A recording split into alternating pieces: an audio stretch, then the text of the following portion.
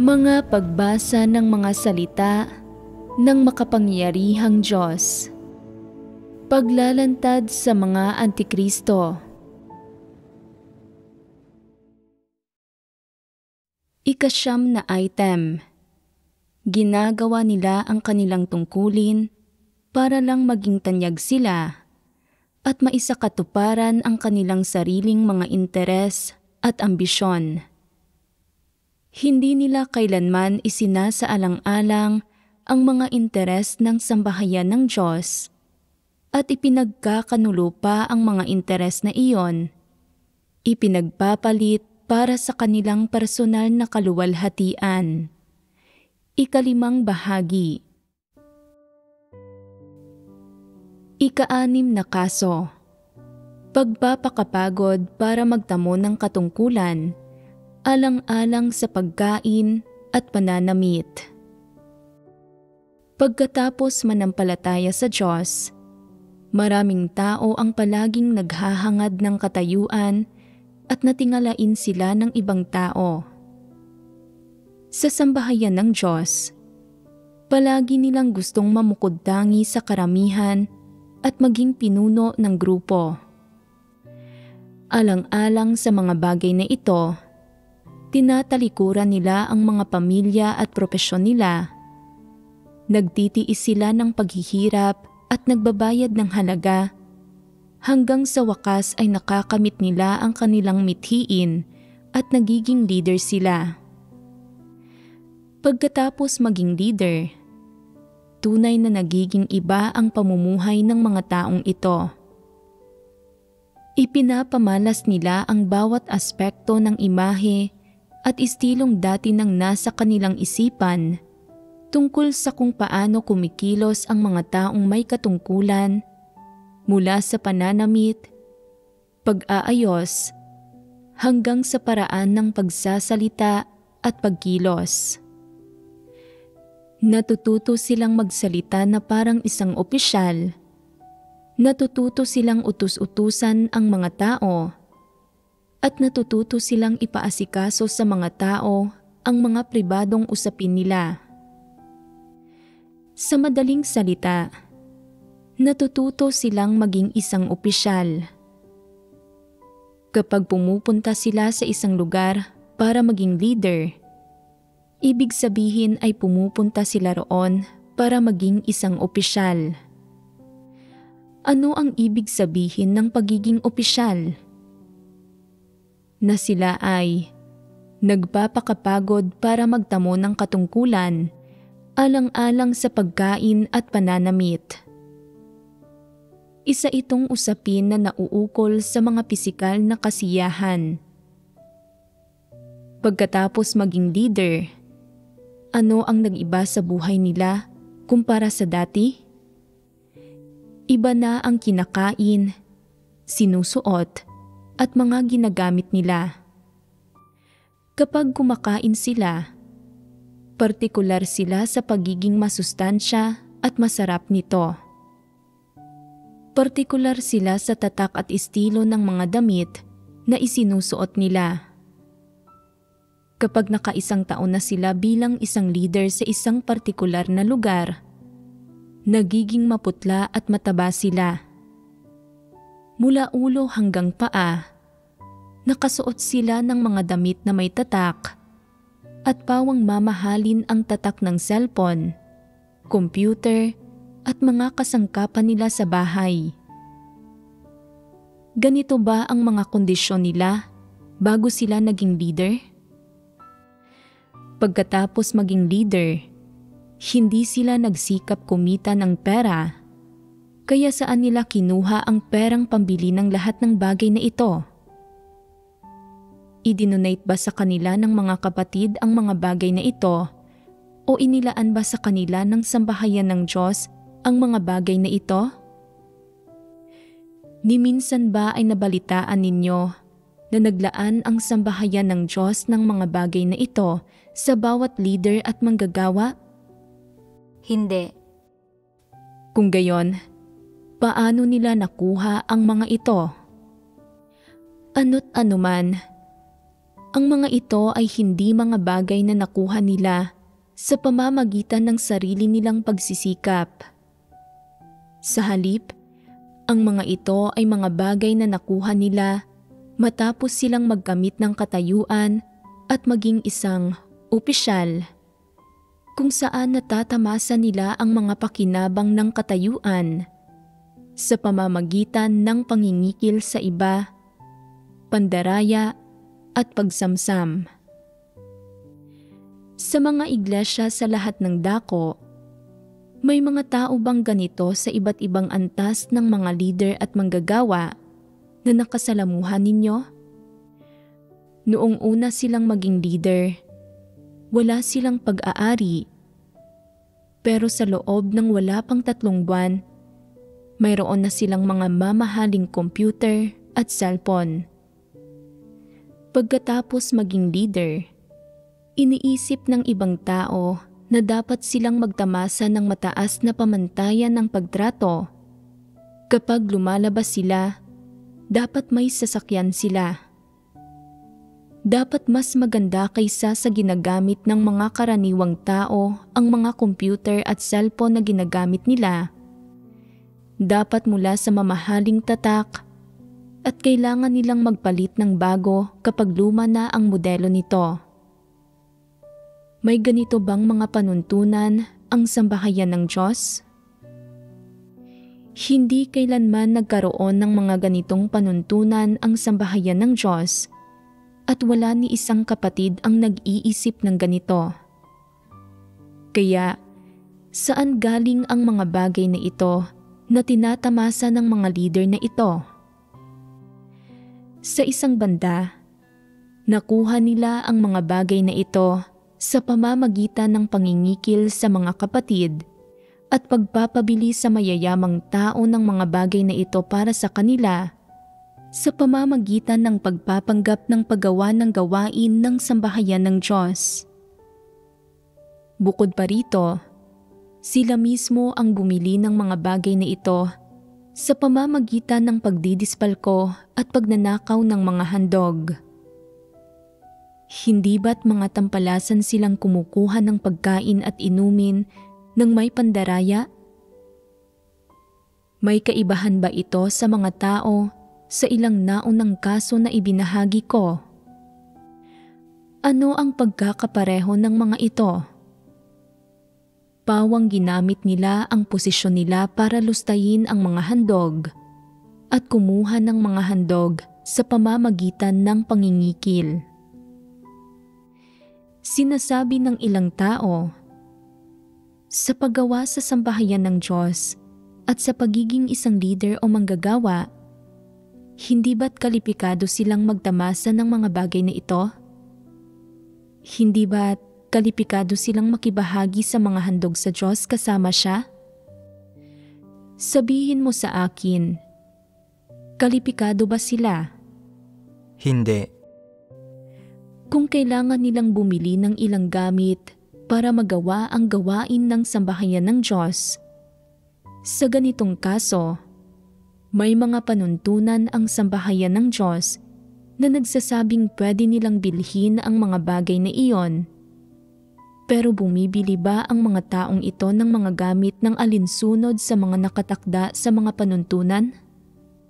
Hindi. Ano ang nakikita ninyo na nagpapahiwatig na hindi nila ginagawa iyon? Kung talagang kailangan nila ito para sa gawain, iisipin nila na ayos na ang isang kagamitan hanggat pwede pa itong gamitin. Pero hinahangad ng mga antikristo ang mga mamahaling gamit na may tatak at ginagamit nila ang mga pinakamaganda sa lahat ng bagay. Batay rito, makikita natin na ginagamit nila ang katayuan nila para tamasahin ang mga material na bagay na ito. Tama. Kung kailangan ito para sa gawain, ayos na ang isang kagamitan hanggat pwede pa itong gamitin. Bakit kailangan pa nilang gumamit ng mga sobrang magarbo at mamahaling bagay? Isa pa, nang bilhin nila ang mga bagay na ito, Nakilahok ba ang iba sa pagdedesisyon at sumang-ayon ba ang mga ito? Hindi ba't problema ito? Kung nakilahok ang iba sa desisyon, pwede kayang sumang-ayon silang lahat na bumili ng mga mamahaling bagay na ito? Tiyak na hindi. Napakalinaw na nakuha ng mga antikristo ang mga bagay na ito sa pamamagitan ng pagnanakaw sa mga handog. Napakalinaw nito. Isa pa, mayroong panuntunan ang sambahayan ng Diyos. Sa bawat iglesia, ang pangangalaga sa mga handog o ang pakikipagtulungan para gumampan ng gawain ay hindi trabaho ng iisang tao lang kahit kailan.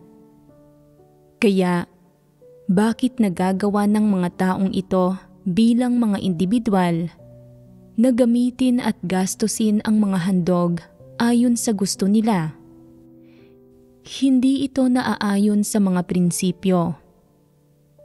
Hindi ba't pagnanakaw ng mga handog ang kalikasan ng mga ginagawa nilang ito? Binili nila ang mga bagay na ito at nakuha nila ang mga ito nang walang pag-aproba o pagsang-ayon ng iba pang mga leader at manggagawa. Lalong hindi nila ito ipinaalam sa ibang tao at walang nakakaalam sa ginagawa nila. Hindi ba't ang kalikasan nito ay medyo katulad ng pagnanakaw? Ito ay tinatawag na pagnanakaw ng mga handog. Ang pagnanakaw ay panloloko. Bakit ito tinatawag na panloloko? Dahil binili nila ang mga magarbong kagamitang ito at nakuha nila ang mga ito sa pamamagitan ng pagpapanggap ng paggawa ng gawain ng sambahayan ng Diyos. Tinatawag na pandaraya ang ganitong uri ng pag-uugali at tinatawag itong panloloko. Kalabisan ba ang paglalarawan ko rito sa ganitong paraan? Pinalalaki ko lang ba ang isang maliit na usapin? Hindi. Hindi lang ito, kundi matapos manatili sa isang lugar ang mga di umano'y leader na ito sa loob ng ilang panahon, sinusuri nila ng malinaw kung anong gawain ang ginagawa sa mundo ng mga kapatid doon, anong mga koneksyon sa lipunan ang mayroon ang mga ito, at anong mga pakinabang ang pwede nilang mahuthot at makuha mula sa mga taong ito, at kung anong mga koneksyon ang pwede nilang gamitin. Halimbawa, sino man sa mga kapatid ang nagtatrabaho sa ospital, sa isang kagawaran ng gobyerno, o sa isang bangko, o sino man ang negosyante, kanino mang pamilya ang nagmamay-ari ng tindahan, kotse, o malaking bahay, at iba pa, malinaw nilang sinusuri ang mga bagay na ito. Kasama ba sa saklaw ng gawain ng mga leader na ito ang mga bagay na ito? Bakit nila sinusuri ang mga bagay na ito? Gusto nilang gamitin ang mga koneksyong ito at gamitin ang mga kapatid na ito na may mga espesyal na posisyon sa mundo para magserbisyo sa kanila, maglingkod sa kanila, at magbigay sa kanila ng kaginhawahan. Akala mo ba ay ginagawa nila ito para gawin ang gawain ng iglesia at para magbahagi tungkol sa katotohanan upang matugunan ang mga suliranin ng mga hinirang ng Diyos? Iyon ba ang ginagawa nila? May intensyon at layunin sa likod ng lahat ng ginagawa nilang ito. Kapag gumagawa ang mga tunay na leader at manggagawa, nakatuon sila sa paglutas ng mga problema at paggawa ng maayos sa gawain ng iglesia. Hindi nila binibigyang pansin ang mga bagay na walang kinalaman sa gawain ng iglesia. Nakatuon lang sila sa pagtatanong kung sino sa iglesia ang taus-pusong gumagawa ng tungkulin nila. Sino ang epektibo sa tungkulin nila? Sino ang kayang tumanggap at magsagawa sa katotohanan? At sino ang tapat sa paggawa ng tungkulin nila? Pagkatapos, inaangat nila ang mga ito at iniimbestigahan ang mga taong nagsasanhi ng mga paggagambala at kaguluhan at hinaharap ang mga ito ayon sa prinsipyo. Tanging ang mga taong nagsasagawa ng ganito ang mga tunay na leader at manggagawa. Ginagawa ba ng mga antikristo ang mga bagay na ito? Hindi. Ano ang ginagawa nila? Gumagawa sila ng mga bagay-bagay at ng mga paghahanda para unti-unting makuha ang mga kanais-nais na bagay para sa sarili nila at alang-alang sa sarili nilang mga interes. Pero hindi sila nagsusumikap sa gawain ng iglesia at hindi nila ito tinatrato ng may pagpapahalaga. Sa makatuwid, pagkatapos nilang magkaroon ng posisyon sa isang partikular na lugar, halos alam na nila kung sino sa mga kapatid ang makakapagbigay ng kung anong mga serbisyo para sa kanila. Halimbawa, ang sino mang nagtatrabaho sa pabrika ng gamot ay pwedeng magbigay sa kanila ng libreng gamot kapag nagkasakit sila at magbigay sa kanila ng dekalidad na imported na gamot. Ang sino mang nagtatrabaho sa bangko ay pwedeng gawing madali para sa kanila ang magdeposito o mag-withdraw ng pera at iba pa. Napakalinaw nilang sinusuri ang mga bagay na ito. Tinitipon nila ang mga taong ito.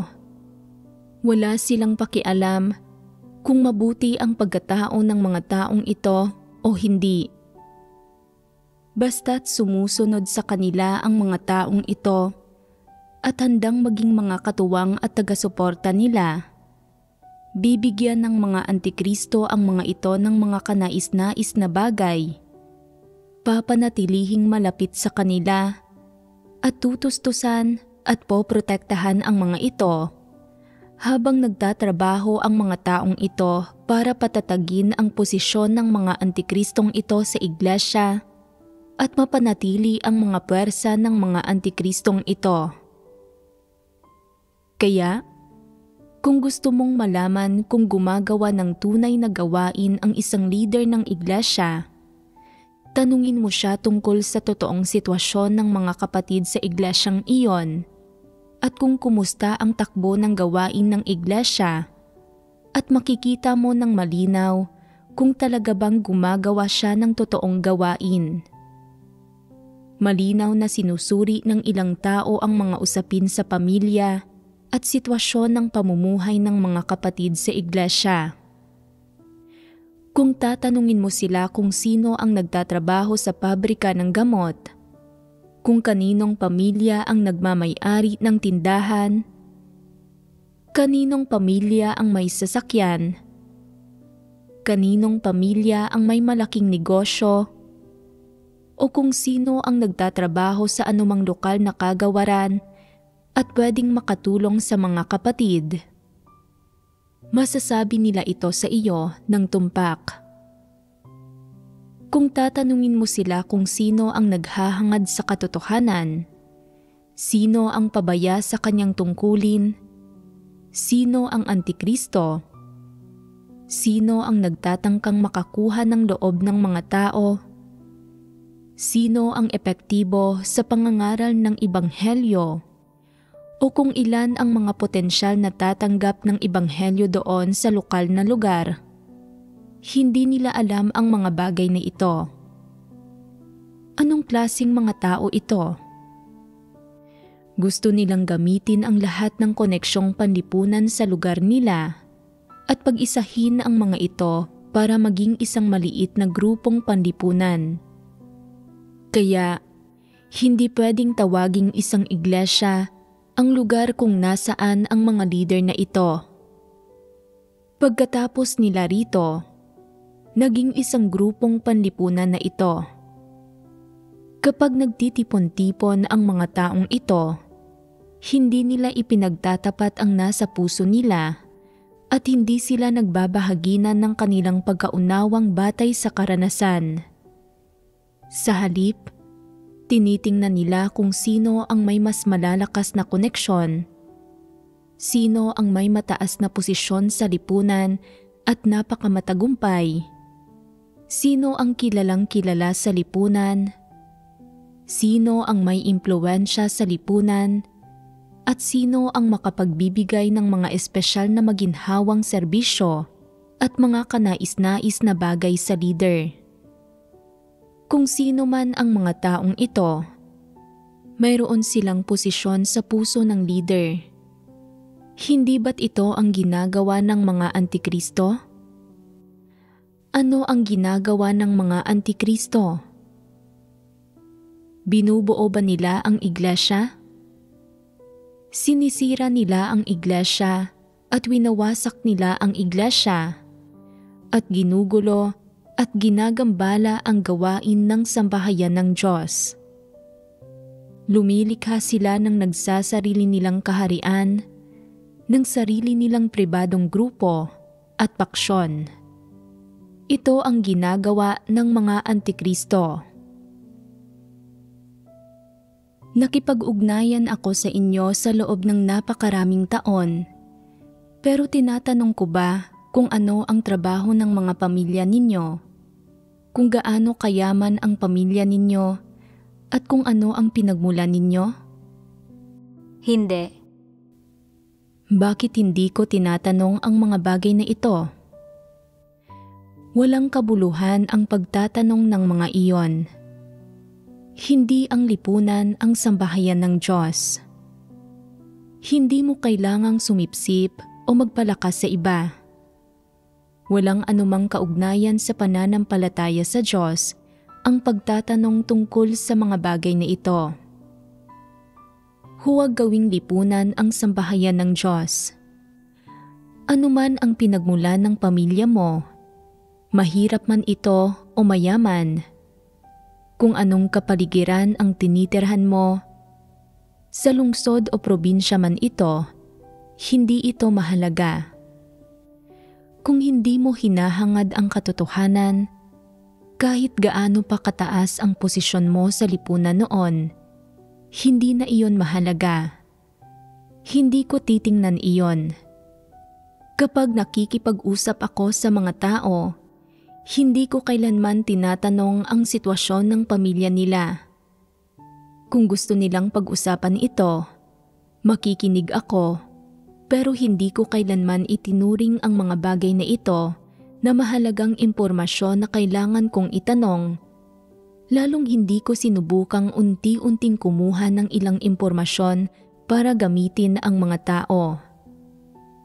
Gayunpaman, kapag nagtatanong ang mga antikristo tungkol sa mga bagay na ito, tiyak na hindi lang ito para makipagkwentuhan. Sa halip, ginagawa nila ito para unti-unting makakuha ng ilang kanais-nais na bagay.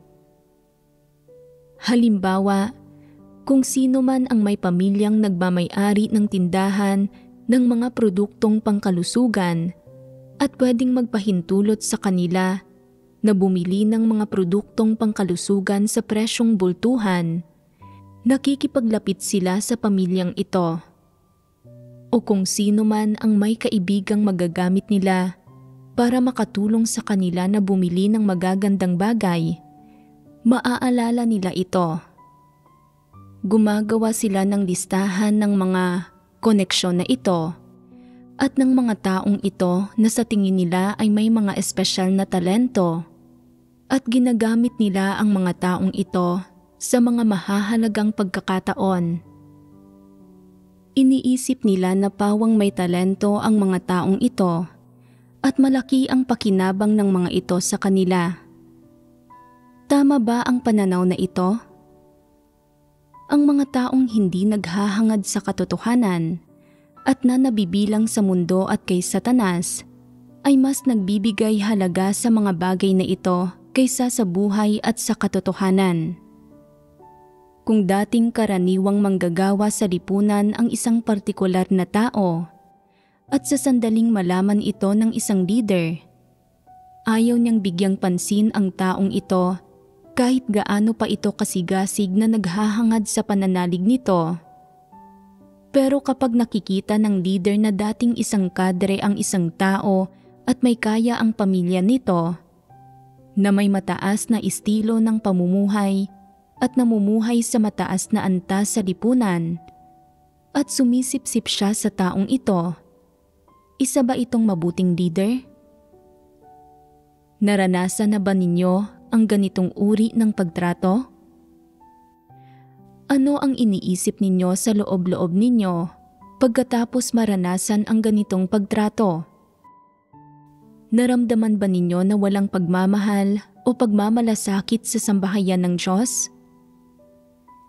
Kinakatawan ba ng mga antikristo ang sambahayan ng Diyos? Hindi nila kinakatawan ang sambahayan ng Diyos. Kinakatawan nila si Satanas. Ang paraan ng pagkilos nila at ang diwa nila ay pawang kay Satanas at walang anumang kinalaman sa katotohanan. Kinakatawan lang nila ang sarili nila.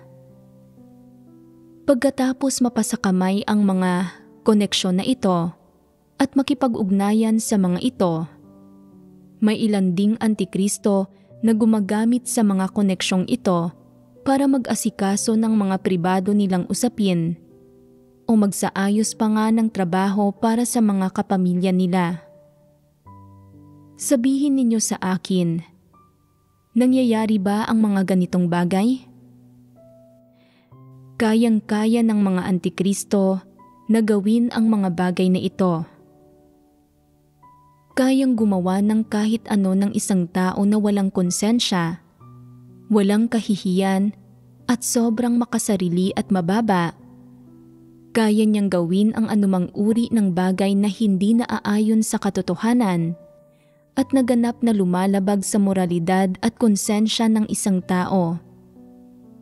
Kaya, sa mga mata ng mga antikristo, ang paggamit ng posisyon nila para pangasiwaan ang mga pribado nilang usapin, unti-unting makakuha ng mga pakinabang at ng ganoong uri ng bagay ang pinakanormal na bagay sa mundo, at hindi na ito dapat pang pag-usapan at kilatisin o unawain. Katulad lang ito ng kung paanong sinasabi ng mga walang pananampalataya, magpakapagod para magtamo ng katungkulan alang-alang sa pagkain at pananamit. Ito rin ang layong hinahangad ng mga antikristo sa pagiging leader. Katulad ng paghahangad nila, nagsisikap din sila sa direksyong ito nang walang kahit katiting na paninisi sa sarili. Ginagamit ang kapangyarihan na hawak nila at ang posisyon nila para pagbantaan ang mga kapatid para gawin ng mga ito ang mga bagay-bagay na parang makatwiran lang naman ito at nagbabanggit ng iba't ibang pagsasagawa at hinihingi sa mga kapatid na hindi umaayon sa mga prinsipyo. Ginagamit at inuutos-utusan ng mga leader na ito ang ilang tao na magulo ang isip at walang pagkilatis, nang labag sa kanilang kalooban. At pwedeng may ilang tao pa nga na gumagamit ng sarili nilang pera para gumawa ng mga bagay-bagay para sa mga leader pero hindi sila makapagsalita. Iniisip ng mga taong ito na sa paggawa nito, ginagawa nila ang tungkulin nila at naghahanda sila ng mabubuting gawa. Sasabihin ko sa iyo, sa totoo lang, mali ka. Sa paggawa nito, hindi ka naghahanda ng mabubuting gawa. Sa halip, tinutulungan mo ang isang masamang tao sa paggawa ng masasamang bagay at pinapalakas mo ang kapangyarihan ng isang masamang tao. Bakit ko sinasabi ito? Kapag ginagawa mo ang mga bagay na ito, hindi ito naaayon sa mga prinsipyo. Hindi mo ginagawa ang tungkulin mo. Tinutulungan mo ang isang antikristo na magpakana para sa mga pansarili niyang pakinabang at inaasikaso mo ang mga pribado niyang usapin. Hindi ito ang tungkulin mo. Hindi ito ang responsibilidad mo. Hindi ito ang atas na ibinigay sa iyo ng Diyos. Hindi rin ito ang gawain ng sambahayan ng Diyos. Sa paggawa nito, pinaglilingkuran mo si Satanas at gumagawa ka para kay Satanas. Tatandaan ka ba ng Diyos dahil sa paggawa mo para kay Satanas? Hindi. Kung gayon, ano ang tatandaan ng Diyos? May isang parirala sa Biblia. Sinabi ng Panginoong Hesus, "Katotohanan ang sinasabi ko sa inyo, bagamat ginawa ninyo ito sa isa sa mga pinakamababa sa aking mga kapatid, sa akin ninyo ito ginawa." Ito ang itinakda ng Diyos. Ano ang ibig sabihin ng mga salitang ito? Kung kaya mong gumawa ng isang bagay para sa mga pinakamababang kapatid, tiyak na ginawa ang bagay na iyon ayon sa mga prinsipyo at hinihingi ng Diyos. Hindi ka tumitingin sa kung gaano kataas ang katayuan ng isang tao, kundi ginagawa mo ang mga bagay ayon sa prinsipyo. Ang ilang tao ay gumagawa lamang ng mga bagay, nagsisikap at nagtatrabaho para sa mga may katayuan at masigasig nilang sinusuportahan ang mga ito. Pero kung may ipinapagawa sa kanila ang isang taong walang katayuan, kahit pa isa itong tungkulin o responsibilidad na dapat nilang gawin, binabaliwala lang nila ito. Kung gayon, paano inilalarawan ang mga bagay na ginagawa nila? Sa pananaw ng Diyos, ang mga bagay na ito ay inilalarawan bilang paggawa para kay Satanas at hinding-hindi niya tatandaan ang mga bagay na ito. Ito ang ika-6 na kaso. Mayroon na ba sa inyo ang nakakita ng ganitong mga kaso? Oo, may nakita ako. Dati, noong may isang antikristo na leader sa amin, ginamit niya ang posisyon niya para itabi para sa sarili niya ang masasarap na pagkain, mga kapaki-pakinabang na kagamitan, kolorete, at iba pang mga gamit na idinonate ng mga kapatid. Expired na ang ibang gamit, pero hindi pa rin niya ibinigay sa mga kapatid ang mga ito. Nilustay niya ang lahat ng ito. Bumili rin siya ng down jacket. Pero nang makita niya na bumili rin ang isang sister ng down jacket na hindi mahal at maganda ang kalidad, nag-isip siya ng iba't ibang sasabihin para lokohin ang sister tungkol sa down jacket nito. At pinagastos niya ng mas malaking pera ang sister para bilhin ang sarili niyang down jacket. Masasabi na masamang tao ang bawat antikristo at nawala silang pagkatao. Walang konsensya at talagang mababa ang karakter nila. Kailangang mabunyag at matiwalag sa huli ang mga taong ito. Noon, may isang pamilya na may 3 miyembro na pumunta sa ibang bansa para gawin ang tungkulin nila. Pagdating doon, araw-araw nilang iginigiit sa mga kapatid na ipasyal sila para bumili ng mga gamit. Ang ilan sa kanila ay gustong bumili ng down jacket, ang ilan ay pantalon, at ang iba naman ay mga sapatos. Nagdadahilan sila, hindi raw sila nakapagdala ng sapat na pera. Kung wala naman pala silang sapat na pera, hindi na sana sila namimili ng mga gamit, pero gusto pa rin nilang bumili. at ayaw nila sa mga karaniwang bagay, magagara ang gusto nila at ang mga kapatid ang nagbabayad gamit ang sariling pera ng mga ito. Habang ginagawa ng pamilya ang tungkulin nila sa loob ng ilang panahon, hindi na nagugustuhan ng mga tao ang pag-uugali nila. Masyadong magara ang kinakain, tinitirhan at ang mga gamit nila. Nagpabili pa nga sa mga kapatid ng gatas ang ama ng pamilya at iniinom niya ito na parang tubig kapag nauuhaw siya. Ilang tao ba sa mundong ito ang nagagawang uminom ng gatas na parang tubig ito? Anong klaseng mga tao sila dapat? Kalaunan, nagpabili siya ng mga dalandan at kahel sa mga kapatid at bumili ang mga ito ng isang malaking bag na inubos ng pamilyang ito sa loob lamang ng 2 araw. Pagkatapos nito, sinabi ng ama na gusto nila ng ilang bitamina, kaya nagpabili siya sa mga kapatid ng mga cherry. Ginamit pa niya akong dahilan at sinabi niya, "Kailangan mong bumili ng mga cherry para sa Diyos." Sinabi ko, "Taglamig ngayon. Hindi pa panahon para kumain ng mga cherry.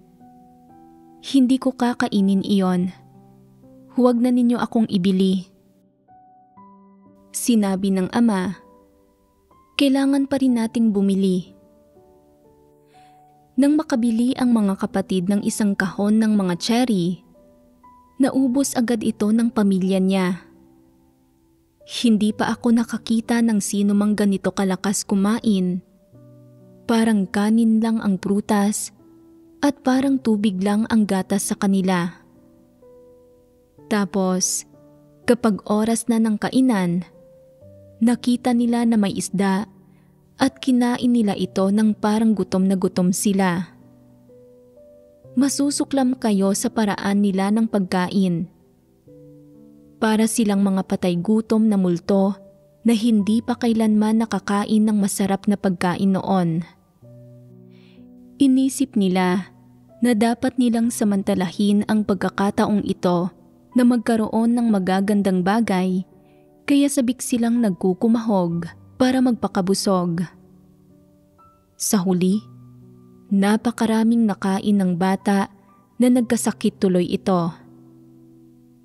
Pagkatapos nito, may sinabi ang bata na may baluktot na lohika. Kung hindi ko kinain ang isdang iyon para sa Diyos, hindi sana ako nagkasakit.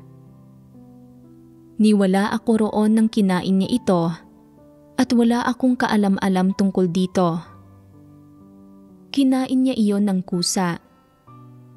Paanong sa akin niya ito isinisisi?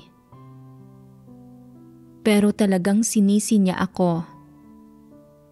Paano dapat pangasiwaan ang mga ganitong tao? Dapat silang alisin. Ano sila? Mga dyablo sila. Noong panahong iyon, sinabi ko sa mga lokal na leader ng iglesia, paalisin at palayasin sila rito, ipadala sa pinakamalayong posibleng lugar. Ayaw ko nang makitang muli ang pagmumukha nila. Nakabisita na ako sa ilang iglesia at marami-rami na akong nakasalamuhang kapatid.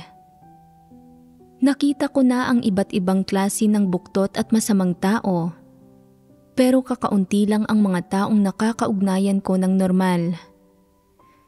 Talagang walang paraan para makasalamuha ang karamihan ng tao at napakaraming tao na hindi tinatablan ng katwiran.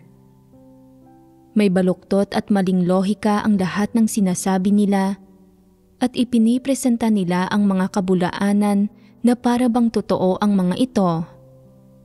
Mga hayop, dyablo at satanas sila at wala silang katiting na pagkatao o katwiran.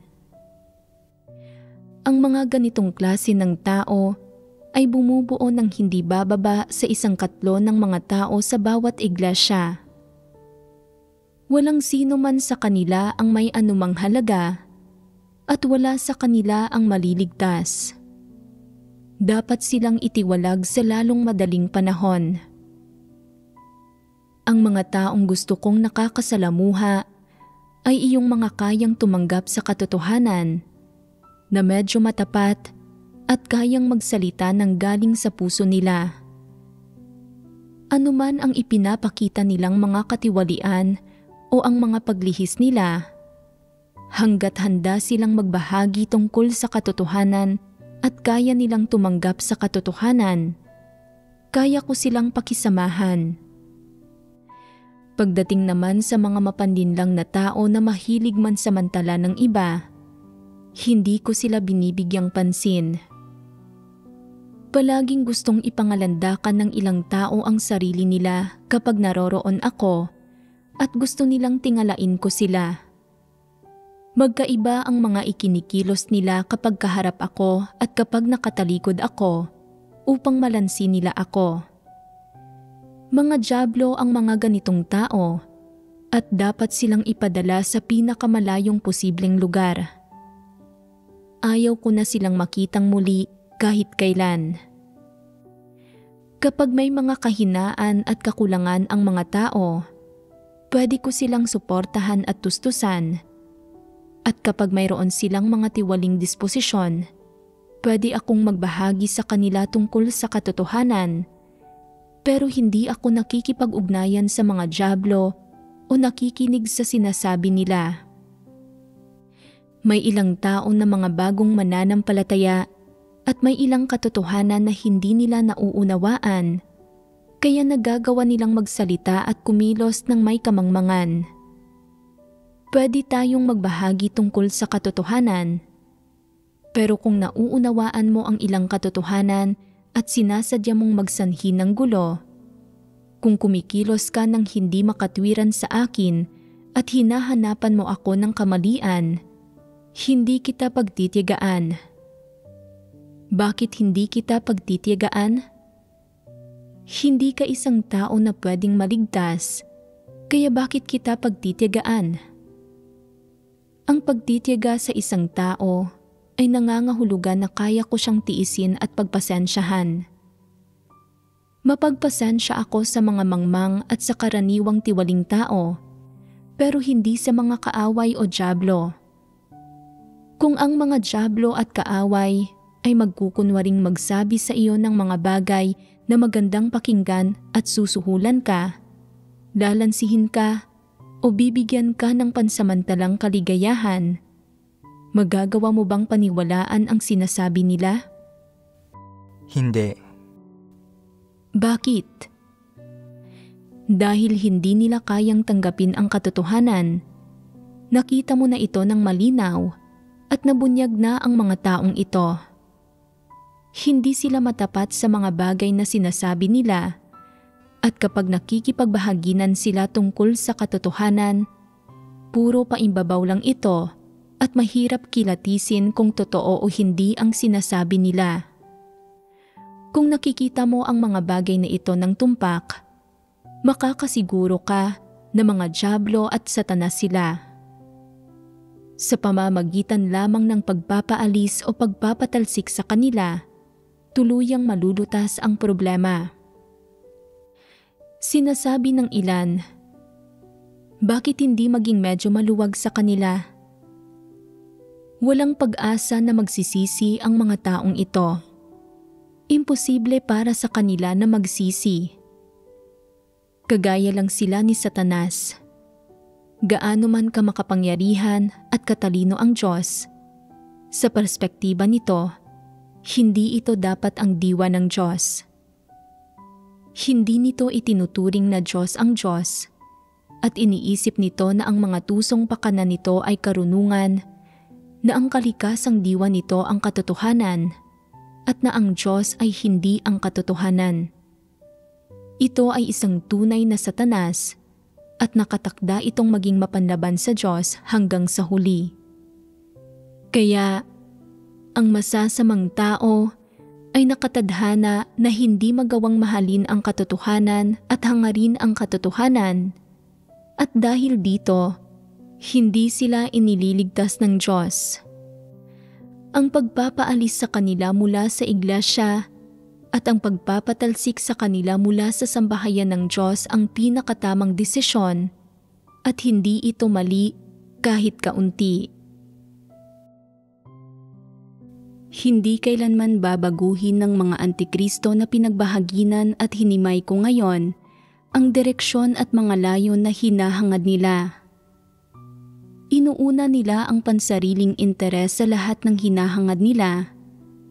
Ginagamit ang lahat ng lakas nila at pinipiga ang utak nila para makakuha ng pagkain at inumin sa sambahayan ng Diyos ng may pandaraya. Hindi nila kailanman taus-pusong ginugol ang sarili nila para sa Diyos. Gusto lang nilang mandaya para makakuha ng pagkain at inumin, mga interes at magandang pagtrato. Inaakala nila na hindi ito nakikita, hindi nalalaman, at hindi kayang siyasatin ng Diyos, kaya nakatuon sila sa paghahangad sa mga bagay na ito. Siyempre, ganito talaga ang kalikasang diwa nila. Hindi nila mahal ang katotohanan at hindi nila kayang tahakin ang landas ng paghahangad sa katotohanan, kaya nakatakda silang mailarawan bilang mga antikristo. Ito ang uri ng mga taong itinitiwalag ng Diyos at ang uri ng mga tao na dapat patalsikin ng sambahayan ng Diyos kapag natuklasan sila. Mula sa pagkatuklas na nasa landas ng isang antikristo ang isang tao, hanggang sa paggawa nila ng mga sunod-sunod na bagay na hindi naaayon sa katotohanan, hanggang sa araw na mailarawan sila bilang isang antikristo, pawang ipinapakita nito sa lahat na hindi nagbabago ang mga antikristo. Ang panghuli nilang kalalabasan ay ang mapatalsik ng sambahayan ng Diyos at maitiwalag ng Diyos. Hindi nila kayang magbago. Kaya, ano ang mabuting na idudulot sa inyo na malaman ang mga bagay na ito? Sinasabi ng ilang tao, hindi kami nandaraya para makakuha ng pagkain at inumin. Hinahangad namin ang katotohanan at nais naming gawin ang aming tungkulin bilang mga nilikha. Sumusunod kami sa Diyos at nagpapasakop sa mga pamamatnugot at mga pagsasaayos niya. Hindi kami kumikilos katulad ng mga antikristo at hindi rin namin balak na tahakin ang landas ng mga antikristo. Ano ang silbi na malaman namin ang mga kasong ito? Para sa mga ordinaryong kapatid, nagsisilbing babala sa bawat tao ang mga pagpapamalas at pagbubunyag na ito ng mga antikristo at ipinapabatid sa kanila kung aling landas ang tama at kung aling mga pag-uugali at paraan ng paggawa sa mga bagay ang naaayon sa mga layunin ng Diyos. Para sa mga leader at mga manggagawa ng iglesia sa lahat ng antas, patunay ito ng pagkilatis sa mga antikristo na hango sa tunay na buhay. Ano ang mabuting na idudulot ng pagkilatis sa mga antikristo para sa gawain ng iglesia? Tinutulungan kayo nitong tukuyin ng tumpak ang mga antikristo at patalsikin ang mga ito sa iglesia sa tamang oras.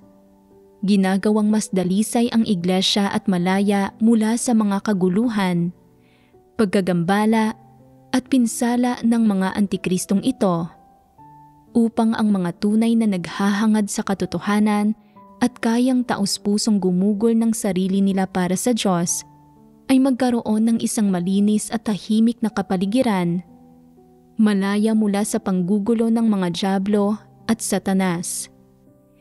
Kaya, pagdating sa katotohanan ng pagkilatis sa mga antikristo, kinikilatis man ninyo sila mula sa perspektiba ng mga katunayan at pagpapamalas o batay sa mga katotohanang prinsipyo, kailangan ninyong lubos na maunawaan ang parehong mga aspektong ito. Kapaki-pakinabang ito para sa buhay pagpasok ninyo at para sa gawain ng iglesia. Isa itong bagay na dapat ninyong maintindihan. Ngayong araw, tinalakay ko ang ilang kaso. Ang mga usaping ito ay pawang ilang pag-uugali, paraan ng paggawa ng mga bagay at mga pagpapamalas ng kalupitan, kawalang kahihiyan at ganap na kawalan ng moral na pamantayan ng mga antikristo. Ang mga kasong ito ay tiyak na ang mga nangyari na sa paligid ninyo at masasabi na umiiral sa loob ninyo sa ilang antas ang mga paraan ng paggawa ng mga antikristo at ang mga pagpapamalas nila. Sa madaling salita, lahat kayo ay may ilang disposisyon ng mga antikristo at ilang pagsasagawa ng mga antikristo. Kaya, habang kinikilatis ninyo ang mga antikristo, dapat din ninyong tingnan, suriin at pagnilayan ang sarili ninyong pag-uugali. Pwedeng sabihin ng ilang tao, palagi mong tinatalakay ang mga gayong kaso, gayong tsismis at masyado kang detalyadong magtalakay. Paano ito nakakabuti sa pagpasok namin sa katotohanan? Ngayon, talagang abala kami sa mga tungkulin namin at ayaw naming itala o pakinggan ang mga bagay na ito. Sa pagpasok sa katotohanan, sapat na ang kumapit sa dalawang bagay. Ang isa ay pagpapasakop sa Diyos at ang isa pa ay ang maayos na paggawa ng tungkulin. Napakasimple lang nito. Pwedeng simple nga ito sa teorya, pero sa tumpak at partikular na salita, hindi ito napakasimple. Kung nakakaunawa ka ng kaunting katotohanan, magiging magaspang at mababaw ang pagpasok mo. At kung pangkalahatan lang ang mga nauunawaan mong katotohanan, magiging kaunti lang din ang mga detalyeng mararanasan mo at hindi ka kailanman madadalisay sa presensya ng Diyos. Hinihiling ng Diyos sa mga tao na hangarin ang katotohanan at pumasok sa mga katotohanang realidad, kaya dapat maunawaan ng mga tao ang mga detalyeng ito. Ano ang nakikita ninyo mula rito? Nagpasya na ang Diyos na iligtas kayo, kaya dapat siyang maging taimtim sa inyo at hindi dapat maging pabaya, magulo ang isip o kontento sa pwede na o ayos lang.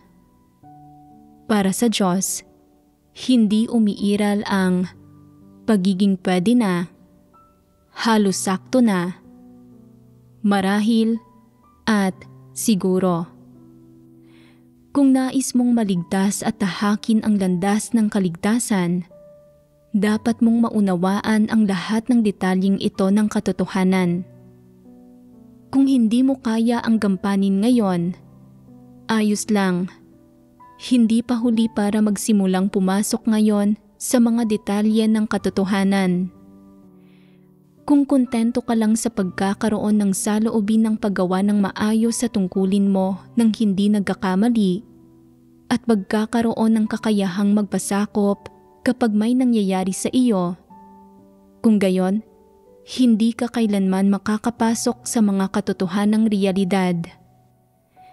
Maraming partikular na detalye ang bawat katotohanang itinutustos ng Diyos sa mga tao, at kung hindi nauunawaan ng mga tao ang mga detalyeng ito, hindi nila kailanman mauunawaan ang katotohanan o ang mga layunin ng Diyos.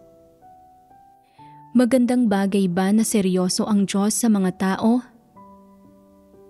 Tungkol man ito sa paggawa ng mga tungkulin nila, sa pagpapasakop nila, sa mga ugnayan nila sa iba, o sa kung paano nila hinaharap ang usapin ng kinabukasan at kapalaran nila, o kahit tungkol pa sa mga bagay na tinatalakay ko ngayon, tulad ng kung paano makilatis ang mga antikristo, Paano hindi tumahak sa landas ng isang antikristo?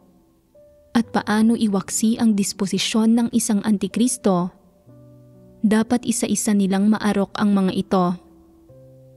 Kapag tunay na ninyong nakikilatis ang mga detalyeng ito, at hindi lang puro pangangaral ng kaunting simple at hungkag na doktrina ang alam ninyo, kung magkagayon, nakapasok na kayo sa mga katotohanang realidad. Tanging ang mga taong pumapasok sa mga katotohanang realidad ang may pagkakataon at pag-asa na maligtas. Ang simpleng pangangaral ng mga salita at doktrina ay matatawag lamang na pagtatrabaho. Kung nais ng mga tao na makapasok sa mga katotohanang realidad, kailangan nilang magsimula sa mga detalyeng ito. Kung hindi sila kailanman magkakamit ng pagbabago sa disposisyon.